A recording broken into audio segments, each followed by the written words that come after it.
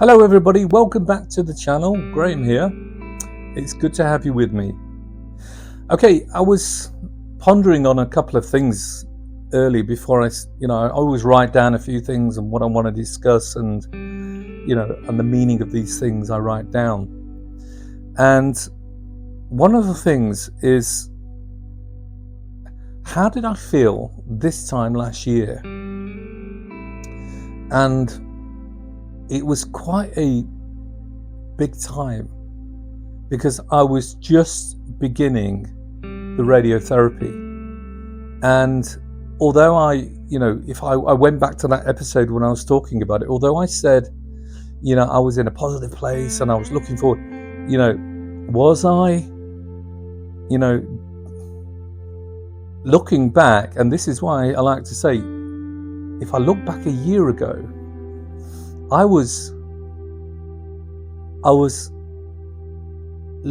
moving forward as in the treatment plan, but I was only 50% there. I was elusive to really what was going around me. I functioned on a daily basis. I was military minded, as in the way I approached every day, getting up, getting Morgan ready for school, the wife getting ready for work, dropping Morgan off, dropping the wife off, and then going up to the hospital, and getting into their routine that they put forward. Drink a litre of water before you arrive. Fill your bladder. Sit. We used to sit in a rectangle with chairs and sofas, and I would pretty much meet the same people every day there. And I always do wonder back, what their lives are like now. How are they coping? What are they doing? And do they reflect back a year ago what they were doing with their treatment plan? Do they have a life purpose now? Or do people just exist in the moment? Exist, wake up, go to the shops, get some food, prepare a meal, go and have a phone call with a friend, go out to the library, do whatever. You've got to have that purpose in life. And my purpose is obviously, my wife and my two sons. They are what gets me up every day. But how can I add to that purpose? What is stimulating me every day other than, the obvious? And that's Morgan, Jacob and Alicia. What is getting me really in tune back with myself? What I'm trying to say is, what is replacing what I had as a career? Because your career in your life is probably a fundamental building block to the person you become. Because your career is like a signature for you. And it gives you experiences, it gives you the ability to develop yourself and I guess have an achievement. We had lots of achievements in my career, and I'm very thankful for what I had. But when all that went and I was left with the diagnosis and other health issues, I had a big gap what I needed to replace with something. And that's not just the daily routine and the looking after the boys, Alicia, and the home and the cooking. I needed something that it could be my own. Contributing is okay, you can do that every single day, but I needed to contribute in another way. And when I came across the idea and said, look, I'm going to talk about my diagnosis and living through prostate cancer. And And I just didn't want to do the talking side. I wanted to show people that this is my life. I cook every single day, and I added that into the channel. And then I wanted to, with the poems, I wanted to bring another version of me talking about the prostate cancer. So I lined, the poems with what I was doing through the talking. All these things are just creative understanding of what I needed to fill that void.